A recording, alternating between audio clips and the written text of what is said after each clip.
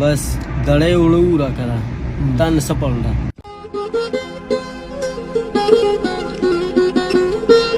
السلام علیکم څنګه جلدی رقم دې زه یم لرا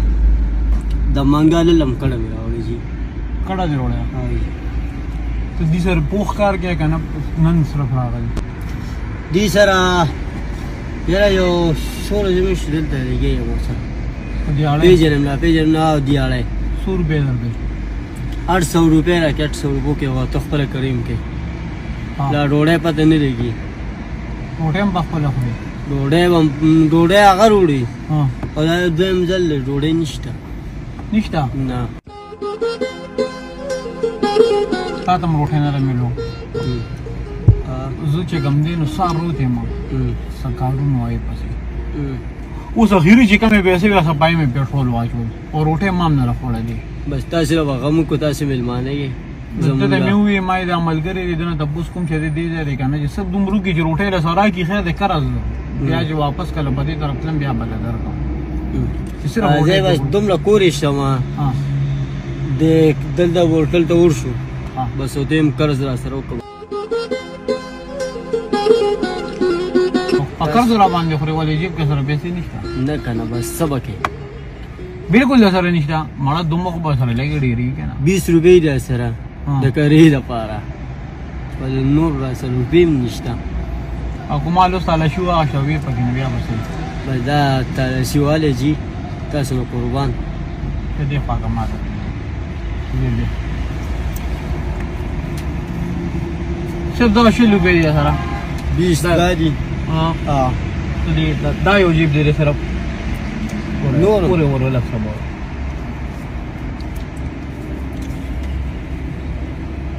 تا ما دې شلو به نه جی دا ما سره نه ها نه جی دا کوم نه وروته سخوار یم ستا وتا شي کنه ما وایي ته ما لا سم اوف ځنه کو ساجي په تو نه ویږي خاطر ها بس سوکه زه ته خبرو کوم چې دا زمان نه دی امام نه دی مو دا به تعالی الله پاک جیب کې ونی صدا صاحب ایسي دي په څه کوم نو بس راوي stop ایسي خوشاله که دې په دې سنا څه کار وشي اچھا حواله وړو کار بوشي وړو نو پورګي وړو بس دړې وړو را کړه تن سپړل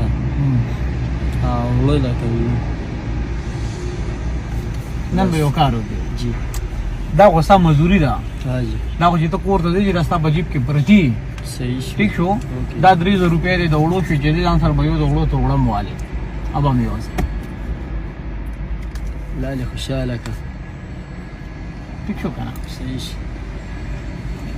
نن چې د سنگل لپاک مزدوري درکړه کنه چې کوم مهنت مزدوري کې کوم دغه خپل مهنت مزدوري کوي چې سنگل نن الله پاک مزدوري ولا چې سبا بیا نشته صحیح په دې باندې خپه یم بس خدای نه مې دا امید دی یا مې خدای سره روزه ته ولېږي ډېر زړه دا کارونه چاني ختم کړي دا سو پورې ولا ژوندون بس کوو ولا کار وکړو به وره نوې ژوندۍ خو ځان لا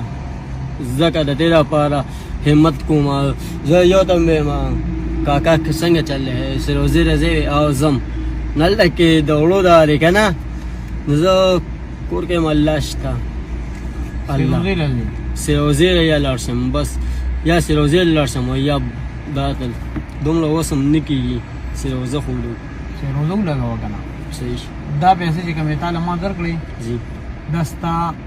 د درو ورځې د کور خرچ شو صحیح ٹھیک شو صحیح دا سروزه کې 100 روپیا بنېږي ما ته پته نه لګي زړه نیم ترې بیا والله پته نه لګي نه چرګان مو پکې خوري کدال ها د الله کوټ زم کنه نو ساګم ملوي کنه نو زه په خوشاله 10 روپیا د 3 روپیا رس خرچه دي شو لاړ شه سه روزي نن ورسکارو کا خبا خدا وخت را پاسه لاړ شه سه روزو لګوا